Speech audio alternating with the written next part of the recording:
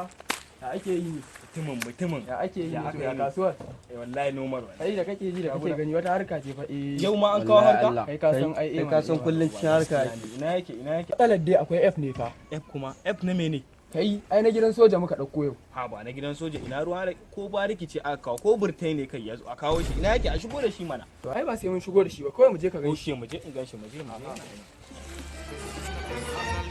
kai yana kaki ba mun gaya maka na gidan soja bane to shi rago dan na gidan soja ne shikenan kuma ya kaki a jikin rago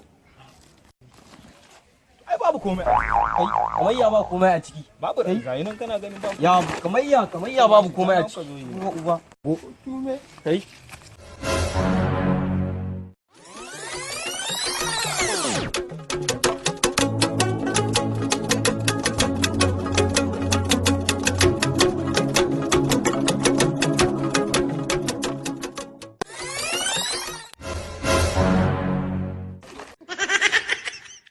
Ofisa.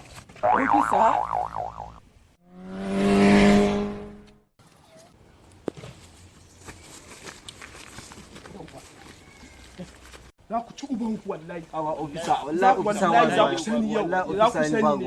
Wallahi ofisa. Cikin ku waye ya je zai satan min rago. Wallahi ba ni bane ofisa wannan ne wallahi ofisa wannan ne. Ofisa wallahi ba sata na zo yi ba na ga ragon ya dan kode ne fenti na so na mai ne wallahi. Fenti? Gida ne shi ko mota da zaka mai fenti?